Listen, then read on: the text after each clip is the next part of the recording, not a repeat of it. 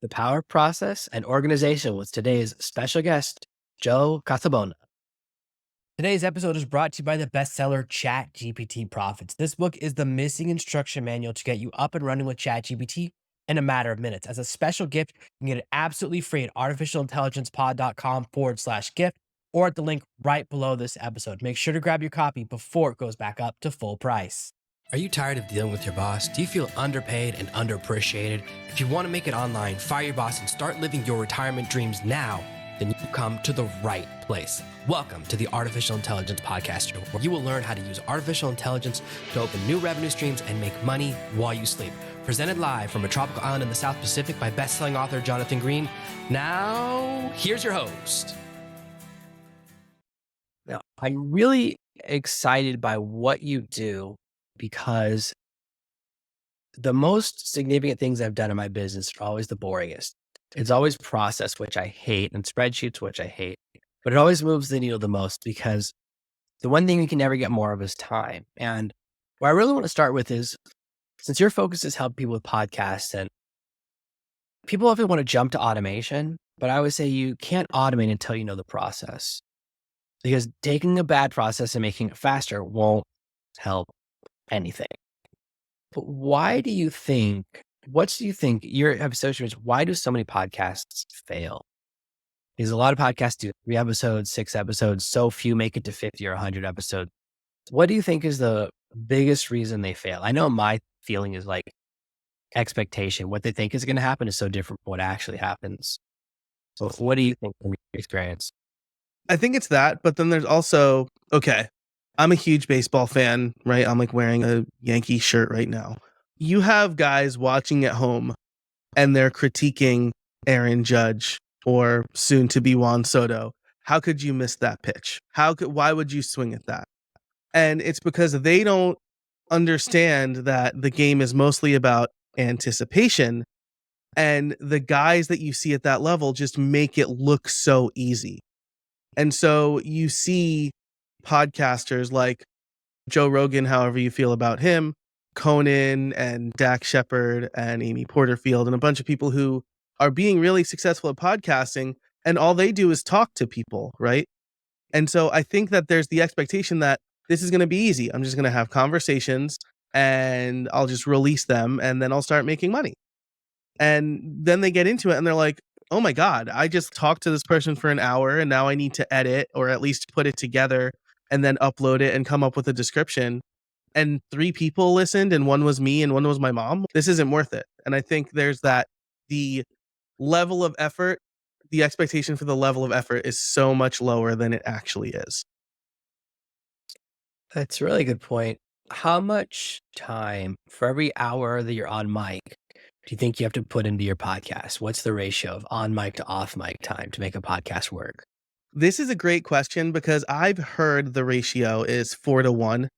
So for every minute of finished content, you put in 4 minutes, which means that if you have an hour-long episode, it's going to be 4 hours.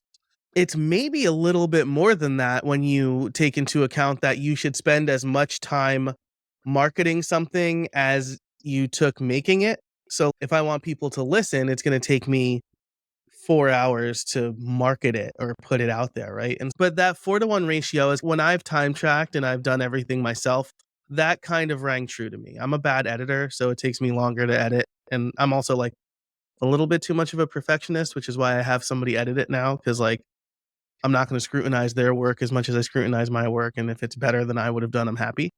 But I think that 4-1 ratio has rang true for me at least. I was thinking about my numbers. That sounds pretty right to me if I'm just thinking about after the episode.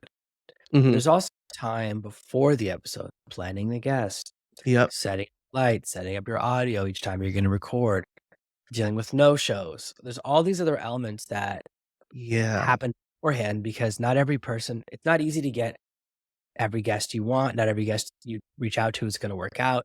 Not every episode you record is going to be releasable. There's all these other little pieces that go in there. Probably I release most of my, like almost all of my episodes, but I definitely have every year 2 to 5 that don't get out the Mm, door. At the end of it, I go, "Ooh, I got to that's think not about it. good. to do a heavy re-edit to see if there's anything usable here, or I just can't use this one. When you start adding that in, I feel like it pushed that ratio up. And even if you have someone else edit it, there's still all the other little pieces. Like it's really hard for an editor to choose the right clips. You have to Yeah. make this mini clips. I find that where most people fall down, and you tell me if this is your experience, when you appear on someone's podcast, they always say they're going to send you like social media clips and a notification, and then they never do. Yeah. That is I'm gonna put that at 70% of people who say they're gonna send me. It's 20% of people who say they're gonna send me social media assets do. And then 70% who say they're gonna send me a notification that the episode is live do. Because that's the easier part, right? Hey, your episode's live. Can you share it? I automate that, obviously. Like I was a WordPress developer in a previous life, and so I have a little plugin that when the post publishes, it sends an email to the guest. But like that I'm not sending them assets or images or anything because I'm not really creating them myself. That's yeah. So here's the thing about that. There's two parts. The first is that they never share them. So no guest. And when I say this to guests, they go, "No, I'm the one who will share it." I'm like, "Okay, I'm going to look at your Instagram right now. Am I going to see a bunch of pictures of you on different podcasts? Then do not PM me and tell me that it's raining." Yeah. I don't mind. I've just realized that's a really bad.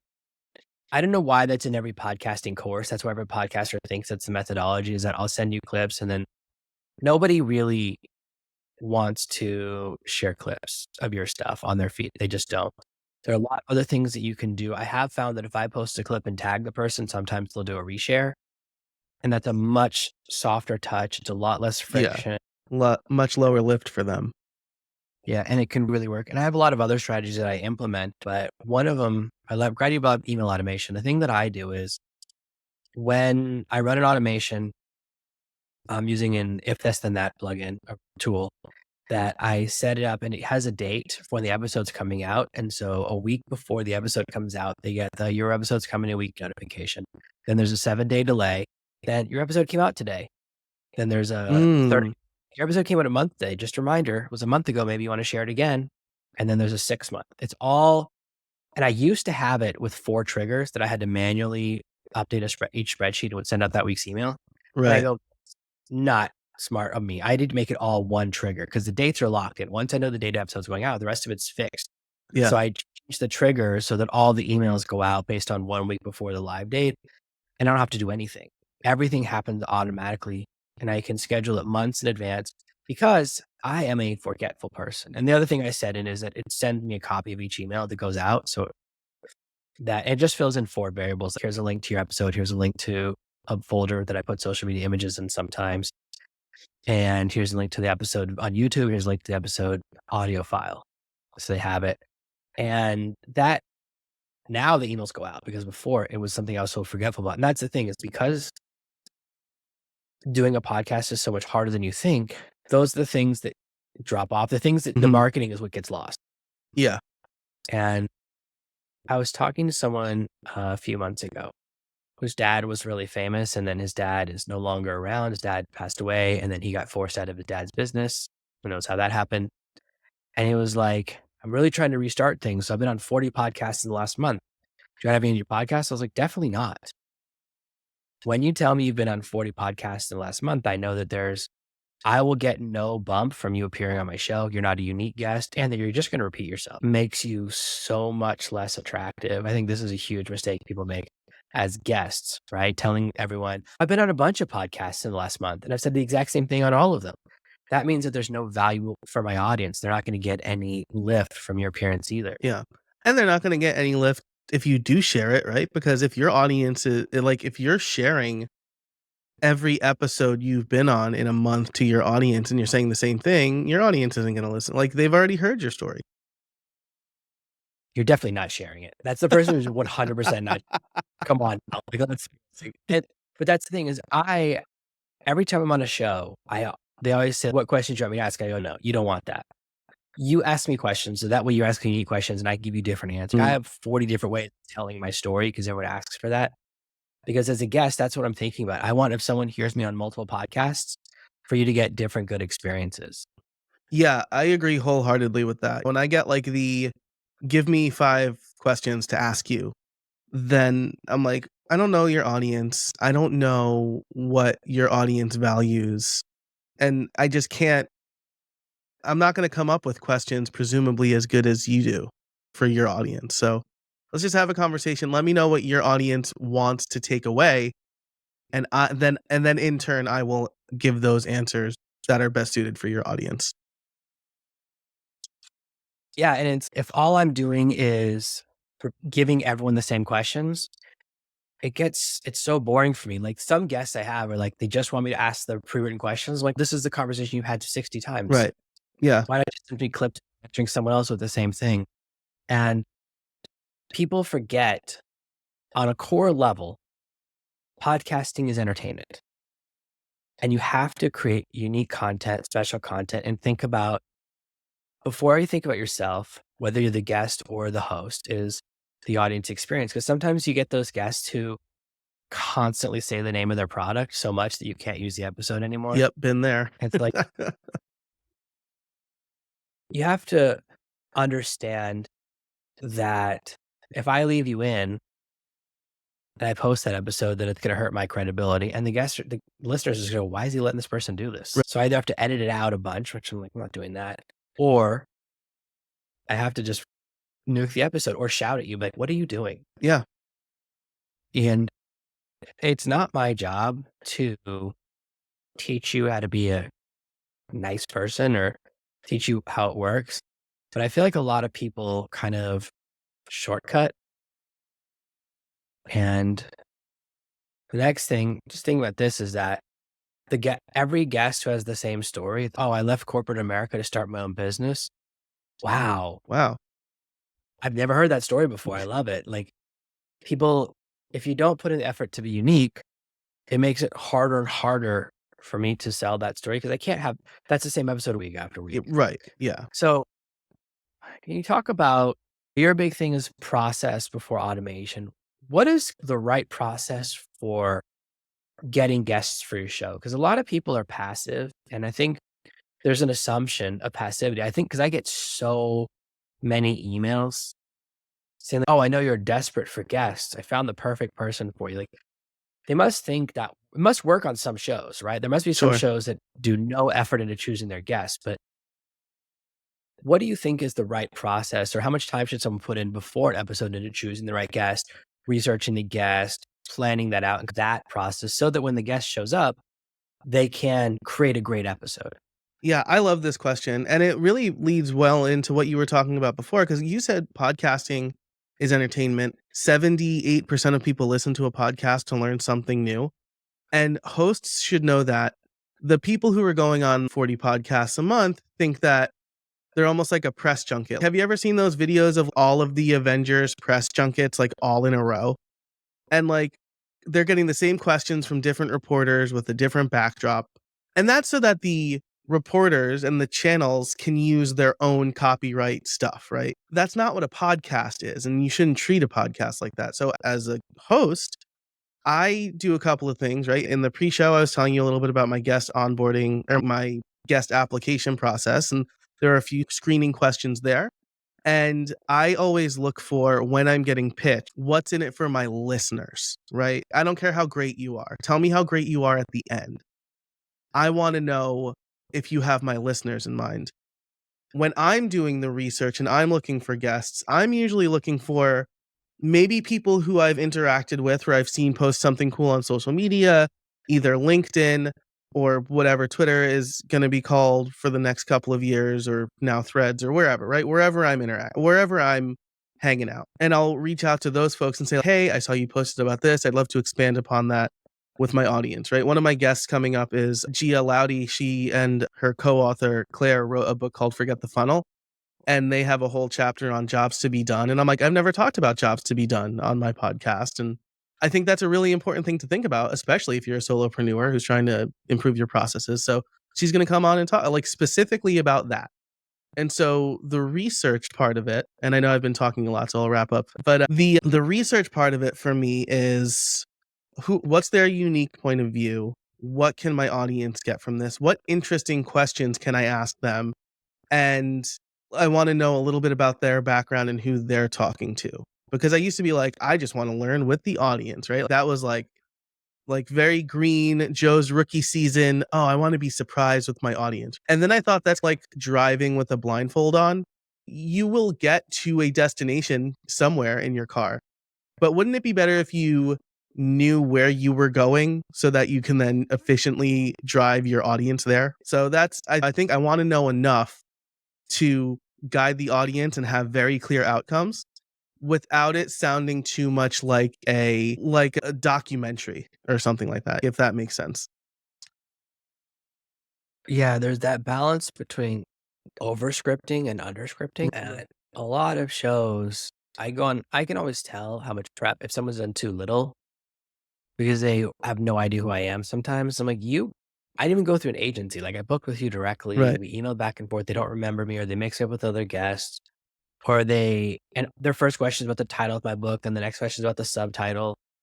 And it's, why are you here if you don't have a little bit of a plan? And you don't have to have a huge plan. Like I probably do an hour of prep for each episode, Right. maybe 30 minutes to an hour. Depends on the person. If I've already interacted with you a couple of times. So as soon as I looked up your website, I go, oh yeah, I remember what I wanted to talk about because I had some notes about that. But if it's a guest that I booked 3 months ago, some people book so far in advance. I don't know why. I have Yeah. openings every week, but they'll book 5 months out. I'm like, okay, guess you're a superstar. I need an hour to kind of prep and have an hour buffer. So it's not a huge amount of time, but I'll write down a couple of questions. And then the thing about for me is that I'll have 6 to 10 questions that I want to ask, and I'll probably ask 2 of them because you're going to say something that surprises me. I'm like, oh, let's drive down that road. Mhm. If they don't say something that surprises me, I have enough of a plan. I have a backup plan. Like I've been watching a lot of these air disaster debriefs where they talk about what went wrong and how you plan for it. And I'm like, very fascinating because a lot of the times they didn't prepare like a backup airport in case something goes wrong. They didn't prepare for if they have to circle the airport and re-land again. It's so much that it's almost always that Wow. they didn't do certain things that they could have done before the plane took off. And it's just a reminder because pilots are the greatest example of process and checklists. Like before you take off a plane, there's a checklist. And there's a big book with every plane for every emergency. You flip to that page and you follow the checklist for whatever happens. Left engine goes out, follow this checklist. Right engine goes out, follow this checklist. Both engines out, follow this checklist. And there's always a procedure because it massively decreases the number of mistakes. It's only when people stop following the procedures they have problems. And I think I told you that I read this book called The Checklist Manifesto, which was just about before. And it's not about a checklist of what tasks to do today. It was a checklist of here's the 5 things we do before every surgery. And they made a checklist for that. And like hospitals in the worst countries in the world, is like the least supplies, their infection rates dropped about 90 to 95%. And it was so revelatory for me that, oh, just make a checklist of what you do before and after each process. It doesn't have to be long, but it has to be something that one person says, another person listens to. And so it's out loud, just like the co-pilot reads it to the pilot. That actually makes a huge difference. It's not just one you memorize. Because whenever you say it inside your head, and you don't have it written down in your reading, you always forget something. You read 6 out of the 7 steps, you do something out of order, just natural. It's a very simple lesson for a book. I was like, oh, this book teaches one tiny thing with 55 examples. Really interesting. Someone turned it on to me. I go, that's got to be silly. But I read it and I was like, oh my gosh, it's a very simple idea because the biggest mistake I believe solopreneurs make is they don't write down their process. Then they try to hire someone and try to explain the process. And the person doesn't know the steps and they don't know what the goal is. So it's really hard. They don't know the metric of success and they don't know those micro steps because it's really hard when you don't have your process written down. And when you do it slightly different each time, you're like, oh, it's more art than science. Mm. Then you have a non-replicable process and you can't find efficiencies. So the reason to have you on here today to talk about is that because this is where I think podcasters fail, is like after you do the episode, you're like, oh my gosh, there's so much more work than I thought. So the first part is editing the episode. It's hard. Yep. There's a lot of mechanics. Now you have to edit and create a video and an audio version. After that, you have to create show notes, show description, all those other little pieces that go with it.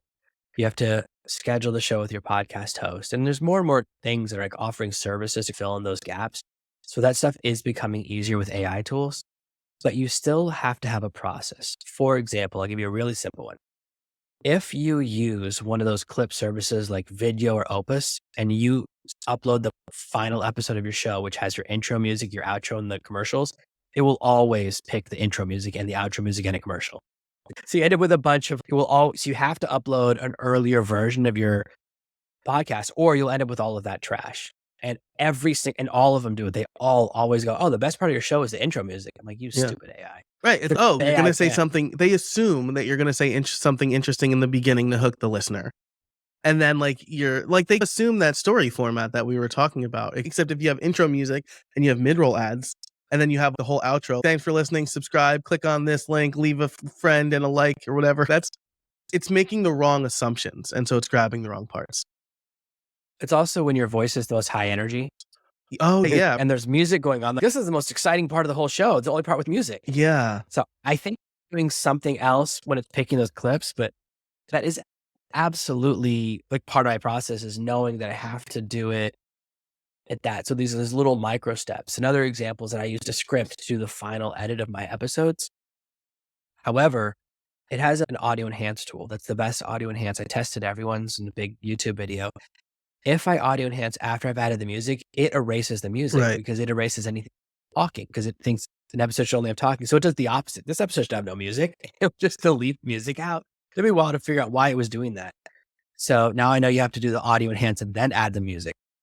So I had to learn how to add the music script. So it's a process and it's a series of steps. And that's the only way to achieve efficiency is to write down your steps and have a really good set of steps. And then the next part is the only way to get faster and faster. Then the only way to add automation is once you have that process in place, because otherwise you will automate the wrong things. A lot of people make this mistake with AI of trying to do the really cool stuff. Like a friend of mine yesterday was like, how can I use an AI to make really cool videos? I was like, you can't. You just can't. I was like, it's the worst approach you can make because this is a rabbit hole. There's now this like software that will make AI podcasts.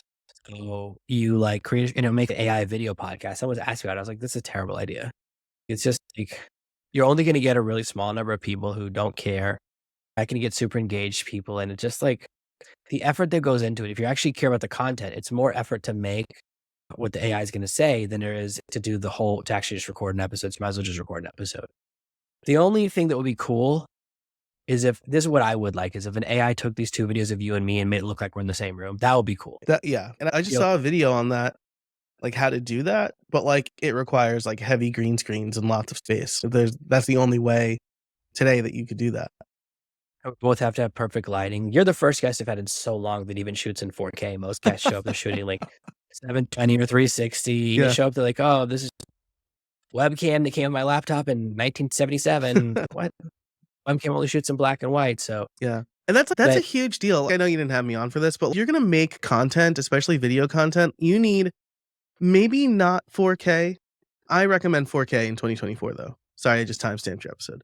And like good lighting. Like I've got 3-point lighting that I'm controlling with a Stream Deck, and that's so important because it's going to put the focus in the right places. yeah, that's one of my pet peeves is like when people are on the news, like they have their big break, they're on CNN or MSNBC or Fox News, whichever one you watch, and they have like their headphones in and like the crappiest audio and it's like super glitchy and bad. And it's wow, you really don't care. Yeah. Like you have such a level of disdain for the show that's booked you, and the show should be ashamed of themselves. Why do you have a $10 million studio and then you're shooting someone who's in like $14 webcam? If you're not going to send a team out to record the person, like what are you doing? That's what they used to. They would send a crew to make the lighting and everything right. Now Yeah. they don't do that anymore. It looks so trash. Yeah. It's like it's like they were like, oh, we don't have to do this anymore since the pandemic. But like the takeaway shouldn't have been that. It should have been like, how is there a kit that we can send people so we don't have to send out a crew? But Yeah. still make your guests don't go to a 5-star or a 5 Michelin star restaurant or whatever, 3 Michelin star, whatever the highest one is, in sweatpants. Don't go on CNN looking like you're recording from a cave. Yeah. Yeah. But people think, oh, I saw someone do it on CNN, I can do it on this podcast. The number of guests I get who show up and go, hey, this is audio only. I'm sorry. You think this is 10 years ago? Are you crazy? Which podcast do you know that's audio only? There's a few left, but not big ones, not successful ones. It's just over. And it's not a lot of effort. Like lighting, you're talking about $200 to set up enough lights, and 2 lights on you is $200. $100 light, you can have a good setup. You don't need a lot of money but people don't put it in. They just get super lazy. Oh, I'm just going to use the webcam in my phone, so it's at an upward angle. You're looking at my nose the whole time. It's the wrong dimension. It really does matter to the audience. Again, the audience, like, I have to deal with matching my brightness to the guest brightness. All of those things matter. So it goes dark light. Now it feels like it's like a flashing police light, right? It was Right. two different brightness. All of these elements matter. And part of it, it's that pre-show checklist of turn on these lights, check the sound, and pre-check the audio, log into the show 5 minutes early. All of these things, because something goes wrong. I had a friend I was doing a live stream with a couple weeks ago, and what happened? He tried to log in 2 minutes early, and then he had clicked on his browser, no permission for camera and microphone. He didn't know how to undo that. I don't know how to undo that because I've never know. Yeah. So both turned off, and I was like, I'm not letting you into the stream. The stream's already started. I'll just do it without you. I'm not doing tech support while I'm live. And that's part of the game. And then we had an issue this week. My browser crashed in the middle of it. So he logged out and never came back so that we could then check my side. He's like sending me DMs in a chat thing I didn't have open. I was like, it's so stressful when you work with someone who just doesn't think possibly they could help you solve the solution. I was like, if the problem was still happening, I thought you'd DM me. I'm like, you could have also gone into the live stream as a listener and let me know that it was still broken. There's a lot of ways we could have solved this Right. if we worked as a team. But so it was like one time the second one was my fault. My browser crashed. Lesson learned. But because we logged in 30 minutes early that time to make it all work. But all of these things can be solved with process before and afterwards. So I guess that's really your specialty. So I just want to give you a chance to shine and explain what your approach is to process development and why you think people should bring in an external process instead of trying to invent their own process for these things.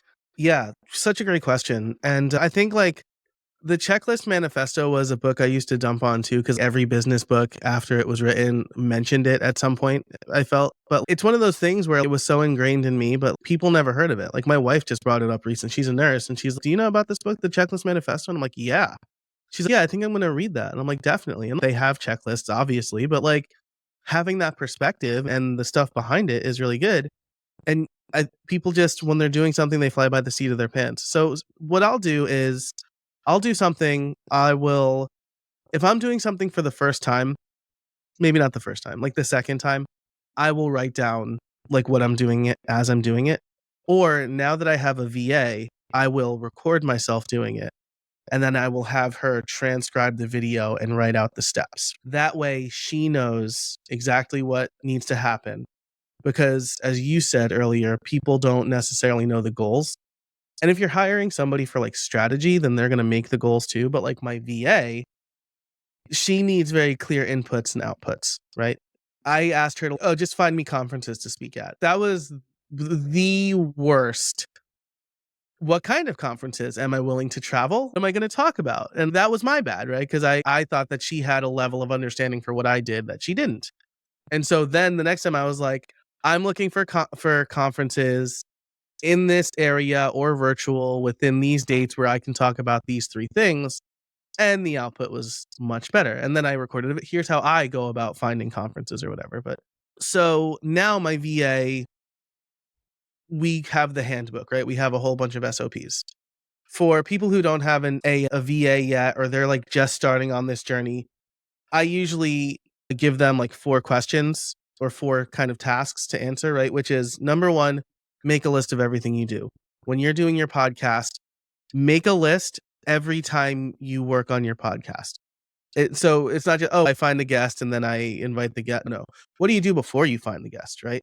How do you find the guest? How do you come up with topics to talk about? And then when you invite them, do you email them and say, hey, join my podcast? Or do you send them a Calendly link? What happens after they get that Calendly link? What happens to the information after they get that Calendly link?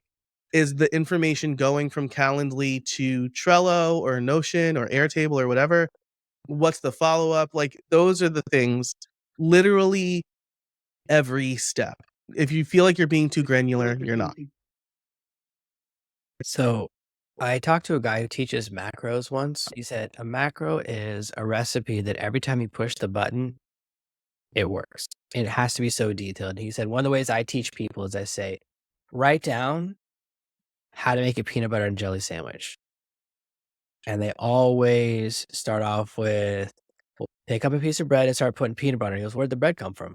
Where'd the peanut butter come from? I love How'd you that. bag stored?" And I was like, that's really interesting because most people, like you were insinuating there, intimating, is that they don't break it down into small enough steps to an actual replicable recipe. And we sometimes give really big picture things. Like I've started using this tool called Scribe that takes a screenshot every time you click your mouse button or push a button on the keyboard. And it is crazy because then you get this, and I always get in trouble because you can only have 250 steps.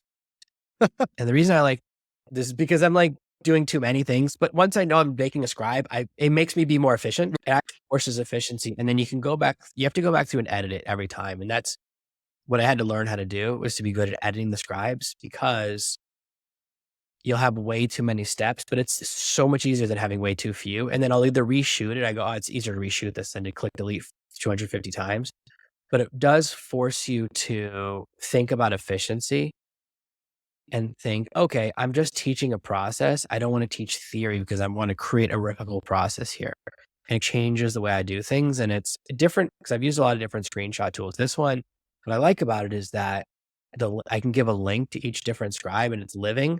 So I can go back and update it. So I have it in a course teaching a process. Every time I change the process, I can just update the scribe and I don't have to update links anywhere, update a Nice. PDF. And no matter what, each customer has access to the most current version. I was like, oh, now I get the subscription thing. Because normally I'm like, if I need a subscription, I can just download them and cancel it. But now they've got me because I saw that element. I was like, that's really cool. Yeah. Because I only have to update one place, even if I deploy the SOPs for different courses in different places. So I can give the same SOP to a bunch of different people for different things. So that's when you do that and actually see what you do, it's so surprising. Yeah, absolutely. I really love the recipe. I'm gonna steal that. But something It's else good, that right? I thought about as you were talking was I interviewed a guy on my podcast. His name is Josh Burnoff, and it's like how to actually write a good business book. And he says most people make an outline. If they do that when they're writing a book, they make an outline and then they start writing. And he said, you need to make what's called a fat outline. So write your outline and then go back to each item and fill in a bunch of stuff in there. And that's almost the same thing, right? If you can only think in like big steps first, fine, do that. Okay, I do research. I find a guest, I record with the guest, I edit, I publish. Then go back in and fill each of those things out. Because that is once you have that, then you can understand, what can I hire out to have a VA to do? Do I personally need to do this? The answer is going to be no most of the time. Does a person need to do this? And if you believe the answer is yes, then that's when you find a VA. Or can a robot do this? Can AI or some automation tool do this?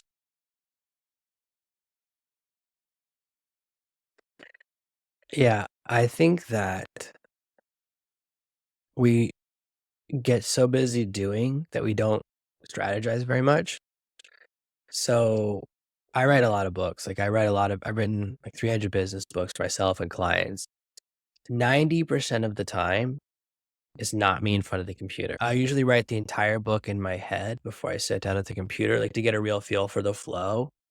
But I do what you said, which is I write an outline, then a deeper, I call it a deep outline, but fat outline's the same thing where you go, it's a mind map. And Yep. I usually say to someone, you should be able to, they go, how do I know when an outline is done? And I go, great question. I go, you can stand up and dictate it and you don't have a single thought about what's next. You always know the next thing you're going to say. And you don't have Mm, to go, what did I get by that? Or I say, if you're writing by hand, it's 500 words. So every 500 words, you have a waypoint, because 500 words is about a single page of a Word document. And when you have that, because what you don't want to do, and this is a different mindset, is to switch from creating to decision making, because those are two different parts of your brain. So if you get to a chapter and you go, this is where people get into, oh, what's it called? writer's block. Create whatever the writer's block. That's Yeah. it. I can't think of writer's block. That's ironic. You can't. And the reason that happens is you don't know what's going to happen next in the scene. It's always it's always the result of bad outline. And it's very interesting to see how that applies to process, because a lot of people, they can explain it, but they never break it down into details. And for each person, a different way of doing it's going to work. Either recording yourself with a Loom video, which is a great way to do it, That's why video recordings are so good because it catches everything. Right. 'Cause sometimes people don't explain like a really tiny step. That's why I like to watch a video. Oh, they didn't mention this, but this is a really important. You have to click this box. Or exactly going back through. And one of the ways to do it is to say, if someone's never used a computer before, could they follow this instructions and get the same result you do every time? So we talk about things, maybe we don't do it anymore, about being idiot proof or being like fail proof. And I saw this t-shirt, someone said, I'm an engineer, my job is to make things idiot proof, but they keep making better idiots. And I was like, that's very funny. Yeah. But people, people always find a way to like really shock you and break it. But that's really what it means. And it can be very hard to develop a set of steps. So one of the cool things you can do is you can take one of those videos, feed it to an AI and say, turn this into a series of steps. Yeah. That's where things start to get really cool because people don't always think, oh, I can use this as a middle step. These are places where it can help you. AI can help you to be strategic. You go, here's my process. Is there any steps missing? And it will go, well, how do you do this? So answer a really good question because AIs are very methodical. Yeah. They're still computer programs. So there's a lot of things you can do where these two elements integrate, which is whichever part you're bad at, you can say, I'm trying to develop my process. It's this. Like today, I had an idea for a piece of software. And I told my idea to ChatGPT and it gave me like a really complicated solution. And I go, what if I do these three things? He goes, oh, then it's 2 steps. So you do have to go back and forth because it doesn't always first choose the easiest path. It Right. choose the path that is the coolest, I think. If this is the coolest way to build as a full stack developer, you have to bring in a private coder. And I was like, what if I just use WordPress and a plugin that just does this? They're like, oh yeah, you could do that. I was like, Yeah. it's not your first choice, like the free plugin version, right? But that's really where you have to combine your specialized knowledge with the AI's generalized knowledge. And you can go back and forth and say, I'm developing a process for this. What are my steps? 'Cause I'm always working on writing out my podcasting process and refining it because I lose momentum. If I have to spend over a certain amount of time editing an episode, I lose a lot of the energy. So I know for me, for a 25, 30-minute episode, it's about 2 hours, which is a 4X Yeah. to get the episode ready, including finding some clips. And a lot of that is just jumping between tools. Because first I output the first version of the episode. My AI will go back and forth over who it shows. Whoever's speaking will show that person's face.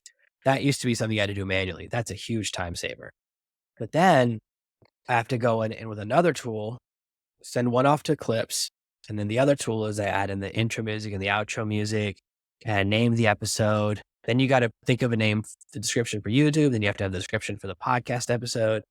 All these other parts, most of those are done by AI for me now because I have a process, but I have to read it to make sure it Right. doesn't do something crazy because it will go off track. If you don't read it, it will give like a really bad podcast description the one time you don't read it. So there's always that human involvement. But even with a lot of AI stuff, it still takes you about 2 hours, which is about as efficient as you can get. And I switched from having someone else edit my episodes to me because I'm like, most of it is done by AI now. And then I edit by reading it. So I can read the episode to see if there's anything I want to cut out. Most of the time there's not, but every once in a while it's quick. But most of it can be done by automation. That's remove awkward silences, Right. remove anytime someone says like a filler word and you're getting pretty close. The problem is that my tool, I use a script, it thinks is a filler word. But at the end of the show, I say, hit the heart if you liked the episode, and it always wants to cut that out. So there's a use case where it's not a filler word. So that's one of the things I have to go through and check. But most of the time, the editing can be done very quickly these days because of the automation tools, but it's only because I developed a process. And I just realized that farming it out, it has a longer turnaround time. Mm. And I just need to have that short turnaround time so that it's just done and I can move it across the board. Let me ask you that. How many people who have a podcast have a process for tracking where an episode is, like a Kanban board or even a spreadsheet? What percentage of people have that? Shockingly few, I think. This is anecdotal, right? I haven't done like industry research on this, but like every time I have a conversation with a podcast, I'm like, tell me about your process. And they're like, all right, like I'll book with them via email. We'll pick a time. And I'm like, have you considered Calendly? And they'll be like, or SavvyCal or whatever, right? And they're like, oh, no, okay, so maybe I'll use that. And I'm like, where does the information go after? And they're like, oh, I usually just make a Google Doc. And I'm like, okay, but like, how do you know where in the process, right, it is? How do you know? I'm just like working on each episode week to week, and I'm like, this is why you'll pod fade, right? Because you'll get to a point where you're sick or you're on vacation and you don't have an episode.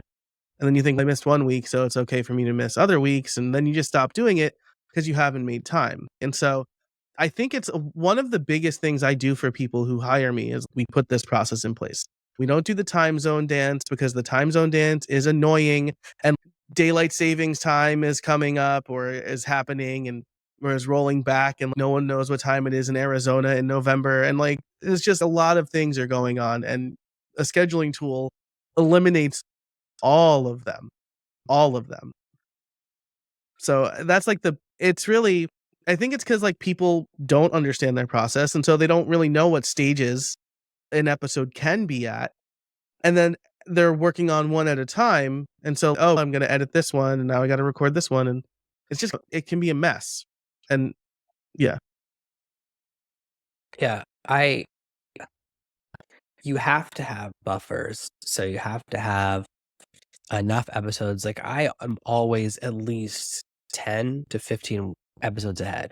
I stay that far ahead. Gives me some buffer so that if I get behind in editing or whatever, or if I get sick, the show doesn't collapse. When I first started out, I was a solo show doing 5 episodes a week, and I had Wow. 40 episodes ahead. I was 40 episodes ahead. Or no, sorry, 20 episodes ahead. I had 20 buffer, I had a month of buffer. Then I got sick, and Yeah. that's it. When you're doing one every day, those episodes can get eaten up really fast. And that's when I realized this is just too intense, especially for it's all me every episode. So now I do an interview style like this once a week. And I was like, if I get 6 months ahead, then I'll just start doubling up and then I'll do 2 episodes a week. But that's the only, until I'm far, that way I'm still, don't lose that way I'm still 3 months ahead. It's the only way I would do it. But I love that you brought that up because a lot of people want that this episode is fresh and there's value to that. But there's a lot of risk to that because life happens. Anything can happen. The internet goes down. You can't upload an episode ever. And whatever it is, right? It's unexpected. You don't know what's going to happen. And then it really does. It's like missing the gym. Once you miss one day, it's easier to miss the second day. Mhm. People, when you are supposed to release an episode and don't, people get an expectation of what time the episode's coming out. Yeah. So you can't do it. And this is something I'm dealing with right now because when I was uploading my YouTube video today for my YouTube channel, it recommended a different time. Yes, it recommends a different time every day. I'm like, this is making me crazy. So but I'm putting out an episode every day, so it's figuring out what's the best time is. But the regularity, I think, has a lot of value. Knowing, oh, every day at 7 or every Thursday at 4 p.m. It doesn't matter. It's the same way we get used to a television show. Oh, Yes. this show's every Thursday night at 7:30 p.m. Regularity has a lot of value, and it's about picking a time that you can maintain. But I think that this is very interesting to think about where people falter because there are so many podcasts now, and they always have these really big eyes and really big dreams, and this podcast is going to change my life. And every once in a while, a podcast hits, right? But not very often. And there's so much work going on behind the camera that you don't see that is growing the show, whether it's connections or friendships or massive budget and investments. Those things really play more of a role than I think people realize. But the secret to any business is to treat it like a business. Every business is built on systems and processes. And when you want to accelerate, you want to grow, you either need more customers or raise your prices. You want to grow your podcast, either to get stuff done faster, right? Or get bigger guests. And you can only get as big as you can get. It's not going to make that much of a difference. People don't really jump to see anyone in a podcast anymore because everyone is doing multiple episodes. You can see anyone 10 different places, no matter how famous they are.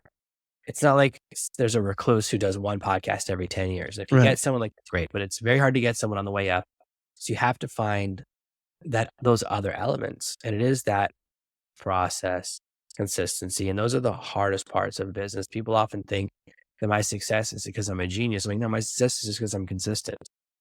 Yeah. It's that I put grind. I do it on slow days and I do it on big days. Guess what?